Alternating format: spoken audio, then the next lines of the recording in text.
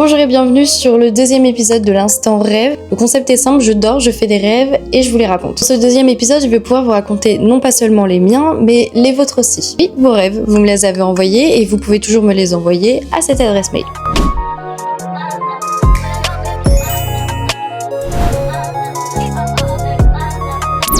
Je vais commencer par lire le rêve d'un abonné et vu que j'en ai que deux, le dernier sera de mon dernier abonné.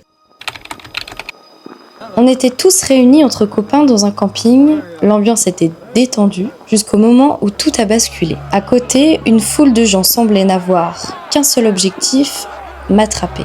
Je me suis vite retrouvée seule, enfermée dans un mobil-home, à devoir leur échapper comme je pouvais. Je courais autour de la petite maison, je passais au-dessus, je grimpais et je claquais les portes derrière moi pour gagner quelques secondes. Parfois, je n'avais pas le choix. Il fallait me battre pour leur échapper. À un moment, j'ai réussi à sortir. J'ai bloqué une porte, pensant être tranquille. Mais ils se sont tous lancés à ma poursuite. Alors, dans un dernier élan, je suis parvenue à rentrer à nouveau dans le mobil-home, à tout verrouiller et à les coincer dehors. Je me suis échappée par derrière en courant jusqu'à une tour en bois un peu plus loin. Là-haut, enfin à l'abri, je pouvais les observer sans qu'ils me voient. Depuis ma cachette, j'avais même la possibilité d'activer des pièges pour les ralentir et peut-être me débarrasser d'eux une bonne fois pour toutes. Je me suis réveillée. Bon, ce premier rêve était assez court, mais c'était un de mes abonnés. Donc le gars, il était dans un camping, il s'est fait poursuivre par des gens qu'il connaissait pas et il a réussi à se cacher dans une cachette à l'abri en hauteur. C'est dommage, il n'y a pas la suite. S'il s'est fait attraper ou pas, on n'a pas la suite.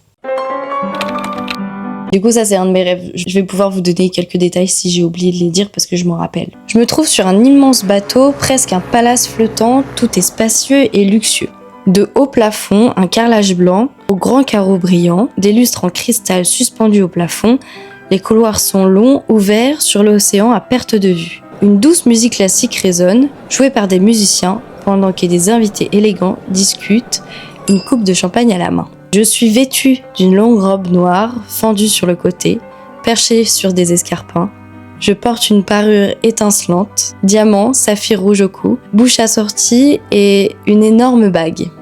Mes cheveux, coiffés en arrière, tombant en jolies boucles sur mon dos. Je descends les escaliers majestueux pour rejoindre la fête qui bat son plein au casino du bateau. Tout est blanc, tout est beau. Les gens jouent au poker, à la roulette. À mes côtés, un homme et une femme d'une 50aine d'années, familiers mais sans que je reconnaisse vraiment leur visage. On attend mon frère et ma sœur. Soudain, l'homme s'exclame « Les voilà enfin !» Je les vois descendre. Ma sœur, sublime dans une robe rouge avec un châle léger tombait de ses épaules, tient le bras de mon frère en costume noir. Nous nous saluons, nous rions, tout semblait parfait. Puis je décide d'aller me rafraîchir. Sur mon chemin, un homme laisse tomber une liasse de billets. Instinctivement, je la ramasse discrètement. Mais quand je lève les yeux, je croise le regard d'un agent de sécurité qui m'a vu. Pris de panique, je pars en courant. Mes talons glissent, je les perds en route. Les gardes se lancent à ma poursuite en criant « Arrêtez-la !» Je traverse des salons immenses mais vides, puisque tout le monde est réuni au casino. Je me retrouve dans une suite gigantesque. Au centre, une baignoire trône comme une pièce maîtresse. Les grandes portes, semblables à celles d'un château, donnent sur une chambre où je distingue ma tante et son fils qui s'apprêtent à partir. Je glisse sur le carrelage, le souffle court, tandis que les voies de la sécurité se rapprochent dangereusement. Je me précipite vers une sortie. Devant moi, un immense escalier en marbre blanc plonge vers le bas. Je passe devant la chambre de ma tante dont la porte est grande ouverte. Elle m'appelle, mais je n'ai pas le temps. Les gardes arrivent, je dévale les marches, les billets serrés à la main. C'est là que je me réveille. J'adore ce rêve parce que tout était vraiment trop beau. C'était gigantesque. C'était tout blanc. C'était vraiment, il y avait du marbre partout. Les lustres, ils étaient vraiment comme dans un château, mais trop beaux. Et même les gens, ils étaient tellement bien habillés. Le casino aussi. La liasse de billets, genre quand je courais dans les escaliers à la fin, la liasse de billets, je tenais dans la main, mais il y avait des billets qui s'envolaient et tout. Et les gardes qui étaient habillés tout en costume noir et tout, avec leurs oreillettes, c'était incroyable. Et la chambre de ma tante, c'est ça qui m'a percuté avec les escaliers, c'est que la chambre, elle était toute blanche, toute en marbre et tout, avec la grande baignoire au milieu d'une pièce. Juste, il y avait juste la baignoire et autour il y avait rien. Il y avait d'énormes portes, toutes blanches aussi. Mais vraiment des trucs gigantesques, comme dans les châteaux. Et quand je suis partie dans les escaliers, j'ai couru et tout, et que je me suis retournée et que j'ai vu ma tante, et que la porte, elle était grande ouverte, qu'elle m'appelait, et il y a les gardes qui sont arrivés, je me suis réveillée. Mais c'était digne d'un film, hein. C'était trop bien. Je sais pas si je vous lis famille d'accueil ou remise de diplôme. Je vais vous lire remise de diplôme parce qu'elle est plus courte, et en plus de ça, elle est moins... Famille d'accueil, c'est vraiment quelque chose, quoi. J'étais dans une salle de classe, mais avec des personnes plus âgées que moi. C'était le jour de la remise de diplôme du bac. La professeure appelait les gens un par un pour leur donner leur diplôme. Normal. Pour l'instant, tout est normal. À un moment, elle fait une annonce. Je voudrais féliciter les 2 plus jeunes de cette classe qui ont 2 ans de moins que vous, car elles ont réussi leurs épreuves de baccalauréat. Je n'ai pas le bac. Je fais que de rêver du bac et tout en ce moment. Mais j'ai pas le bac. J'ai jamais passé le bac de ma vie. J'ai arrêté l'école à 16 ans. Et je pense que c'est la rentrée qui me perturbe un peu. Donc bref, elle fait son annonce, la dame là. Oui, on était 2 plus jeunes, je n'étais pas seule. Il y avait aussi ce garçon que je n'avais pas vu depuis des années, un ami d'autrefois. On s'approche du bureau et elle nous donne nos diplômes. Je fais un peu la tête parce que je suis déçue de la façon dont la scène se déroule. Je pensais que ça allait être comme dans les films, mais non. On était simplement dans une salle décorée, comme une classe de maternelle, avec des couleurs sur les murs et des toutes petites chaises.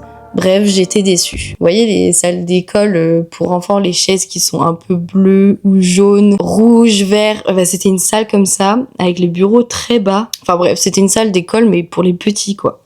Quand la cérémonie fut terminée, je suis sortie de la classe. Ma mère m'attendait, je lui annonce la bonne nouvelle, elle saute de joie, me prend dans ses bras et regarde la feuille d'examen. En réalité, ce n'était qu'un simple QCM recto verso. Au final, en fait, c'était pas notre remise de diplôme, mais on nous remettait le bac qu'on avait passé, le bac c'était un QCM. Et par contre, on était vraiment habillés comme des diplômés, avec la robe noire, le petit chapeau, avec le petit truc qui dépasse et tout. La professeure sort alors de la classe, inquiète, et m'appelle. Je retourne dans la salle, peur de me faire gronder. Elle me demande ce qu'il y a écrit sur la vitre donnant sur la cour. Pour la rassurer, je lui réponds « I love you ». En réalité, il y avait un pénis de dessiné sur la fenêtre. Elle me remercie soulagée et je repars tranquillement chez moi. Sur la fenêtre, il y avait comme de la buée et quelqu'un avait fait un pénis, un phallus. Voilà. Il avait dessiné. Sauf que de loin, on aurait dit que ça faisait I love you. Je sais pas pourquoi. Vous voyez juste le I avec le cœur et le you. Du coup, on aurait dit ça un peu. En rentrant, je vais directement dans la salle de bain pour prendre une douche. J'ouvre l'armoire pour prendre une serviette. Et là, je découvre 2 poussins et des chatons entrelacés, endormis bien au chaud. Je mets les poussins dans l'eau de l'évier et j'essaye de récupérer les chatons. Soudain, quelqu'un toque à la porte. Je me réveille. Faut m'expliquer pourquoi je rêve du baccalauréat et ensuite je rêve de quelqu'un qui écrit sur une fenêtre, un poussin, un chaton qui se retrouve dans la salle de bain. Je comprends pas tout. Je comprends pas. Faut m'expliquer. Attendez, je vais demander à ChatGPT ce que ça veut dire. Tous ceux qui détestent ChatGPT, je suis désolée. Donc apparemment, ça symbolise très rarement l'examen en lui-même. Symbole d'évaluation. Ça traduit souvent un sentiment d'être testé dans ta vie actuelle, que ce soit au travail, dans tes projets personnels ou même dans ta vie relationnelle. Non ? Là, j'ai pas de vie professionnelle pour l'instant et niveau relation, ça se passe très bien. Hein. Stress, peur de l'échec. Rêver du bac peut refléter une angoisse de ne pas être à la hauteur ou d'échouer dans une situation importante. C'est vrai que je me lance dans un nouveau projet, donc peut-être que ça peut être ça. Transition et étape de vie. Comme le bac est associé à un passage vers une nouvelle étape, le rêve peut apparaître quand tu es face à un changement. Nouveau travail, déménagement, projet important, etc. On en reparle dans une autre vidéo. Mémoire émotionnelle. Si tu as vécu une forte pression autour du bac, je vais pas passer le bac donc c'est non. En résumé, rêver du bac ce n'est pas un signe que tu dois repasser l'examen, mais plutôt que ton esprit traduit une situation actuelle comme si c'était une épreuve à réussir. Ok, je suis juste stressée, y a pas de souci. Next. Famille d'accueil, c'est vraiment un rêve très très lunaire où je comprenais pas trop mon rêve. Même dans mon rêve, je me disais mais qu'est-ce qui se passe ? Je comprends pas. Vous allez voir. Je devais visiter un appartement Mais en ouvrant la porte, je découvre une énorme maison. Elle est immense, pleine d'étages et de chambres partout. Un escalier m'attire. Des marches en pierre blanche arrondies comme en lévitation recouvertes de coussins. Il mène vers la cuisine, mais cette cuisine est particulière. Elle est en hauteur, comme un rooftop ouvert avec un petit porche en bois. Elle donne directement sur les terrasses et sur les cuisines des voisins. On était tous collés les uns aux autres, en hauteur, comme si nos maisons se mélangeaient. J'échange un sourire et un bonjour avec eux. Ils rient en me disant que la maison est trop grande et que personne n'y reste longtemps. Vous voyez, c'était vraiment comme si c'était un peu en colimaçon comme ça, mais juste un virage avec les marches des escaliers, c'était des ronds en pierre, en lévitation, genre vraiment, ça touchait à rien. Il y avait des coussins dessus et à côté de ce truc-là, il y avait un arbre à chat gigantesque et à côté encore, il y avait un vrai escalier normal, genre en bois tout simple. Et ça menait à la cuisine qui était en hauteur. Et quand t'arrivais à la cuisine, ça faisait du coup comme un tour, comme ça. Je sais pas si j'explique bien, mais en gros, ça faisait tout un tour, comme un grand virage. Et quand t'arrives sur la terrasse de la cuisine, tout est ouvert. T'as pas de mur, t'as rien. Tout est ouvert. Ça te fait un méga rooftop. Et tu vois toutes les cuisines des autres gens et les terrasses des autres gens. Et vous mangez genre côte à côte, quoi. Voilà, je suis folle. Mon père arrive, je lui fais visiter, il trouve ça incroyable et dit que c'est parfait pour les enfants. Les enfants... Ça me surprend, je n'ai pas d'enfants. Mais en me retournant, je vois un petit garçon dans son lit. Puis un autre arrive en pyjama bleu. Je ne sais pas par quel moyen, mais je comprends qu'il est autiste. Ce petit garçon vient directement se blottir dans mes bras. Mon père insiste. Ce sera génial pour les autres enfants, mais tu dois filer, tu vas être en retard pour aller les chercher. Alors je vous jure que j'ai rien compris dans mon rêve. J'étais là, je me suis retournée, j'ai vu l'enfant, et je sais pas pourquoi il est autiste, je n'en sais rien, mais dans ma tête, pour moi, il était autiste, cet enfant. Et il est venu directement. C'est comme si c'était mon propre enfant. Alors, sans réfléchir, je monte dans un grand transporteur, 9 places et pars à l'école. Je vais chercher les enfants. Classe après classe, chacun m'accueille avec un câlin, un bisou, un dessin ou une petite histoire. À la dernière classe, 3 adolescentes me rejoignent. Ils sont 7 enfants en tout. Alors oui, je veux des enfants plus tard peut-être, mais 7, ça fait beaucoup. Je les ramène à la maison. En arrivant, chacun monte dans sa chambre comme si on vivait déjà là depuis longtemps. Je remarque alors que dans la partie des chambres, de petits escaliers montent vers des bureaux ouverts avec des ordinateurs. L'ambiance est sombre avec du bois marron foncé, presque mystérieuse. Les enfants se chamaillent, puis je me réveille. On m'explique pourquoi je rêve de tellement d'enfants. Donc là, j'étais clairement une famille d'accueil. J'étais partie chercher 7 enfants. J'en avais 2, donc ça fait 9. Je sais compter. Et puis même, c'était dans une école. C'était comme si j'allais dans mon ancienne école primaire et que j'allais chercher les enfants. Et il y avait une des enfants qui était une de mes copines à l'école primaire. Elle était petite avec des grosses joues et elle avait les cheveux super longs. C'était la plus petite de notre groupe de filles. Et elle était dans mon rêve. Mais elle avait la même tête que quand elle était petite, quoi. Quand elle était à l'école primaire. Trop marrant. Quand je me suis réveillée, j'ai fait « Oh, rigolo d'avoir rêvé de cette personne-là ». On arrive au dernier rêve, et c'est-à-dire qu'on arrive au rêve du 2e abonné. Elle est plus longue que la première. On était dans un grand domaine avec une énorme maison remplie de monde. C'était pour un jeu. On formait des équipes de 3. Gabrielle était avec un mec et une fille. Alors, c'est Gabrielle au masculin, donc elle doit parler d'un garçon. Ok, Gabrielle et la personne qui raconte ça sont ensemble, sont en couple dans la vraie vie, c'est ce qui est écrit. Gabrielle était avec un mec et une fille, et moi pareil. Entre Gabrielle et moi, ça n'allait pas très bien, il passait tout son temps avec son équipe, ce qui était normal. Mais dès que j'essayais de venir vers lui, il me repoussait. Je dois avouer que je le collais beaucoup parce que je sentais bien que quelque chose n'allait pas. Le but de ce rassemblement était simplement jouer et pour l'équipe finale, gagner de l'argent. Il ne pensait qu'à ça. Il fallait élaborer des stratégies, être bon dans les épreuves et il passait énormément de temps avec sa coéquipière. Moi, de mon côté, j'essayais toujours de venir vers lui, d'être présente, mais je me sentais vide de trop. Un soir, dans notre chambre, la lampe ne marchait plus. Il m'a demandé d'aller voir si je pouvais la réparer. Alors je lui ai proposé de venir avec moi pour qu'on en profite pour discuter et régler ce souci ensemble. Mais il a refusé.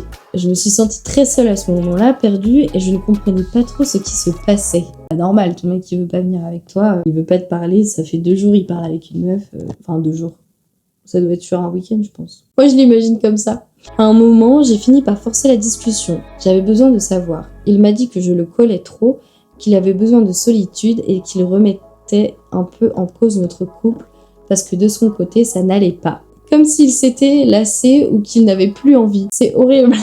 Mais c'est horrible. Quand elle a dû se réveiller, elle a dû se dire « Mais tu m'aimes toujours ?» C'est ce que j'aurais fait. Tu m'aimes quand même aujourd'hui, hein? Mais c'est l'enfer de vivre des trucs comme ça, là. La suite. Et puis, sans contexte, je suis tombée sur lui en train de parler avec sa coéquipière. Ils étaient en train de se faire des compliments. Il disait qu'elle était super dans les épreuves et qu'elle relevait l'équipe. Et elle, en retour, le complimentait énormément aussi. À la fin, ils ont fini par pleurer, tous les deux. Ils ont fini par pleurer. Encore une fois, je me suis sentie de trop. Ah oui, ils sont finis par pleurer parce qu'ils se faisaient des compliments. D'accord. Susceptible, hein. On parle de moi susceptible, mais là, les deux là, c'est un rêve après. Moi j'adore, j'ai l'impression de lire des vraies histoires.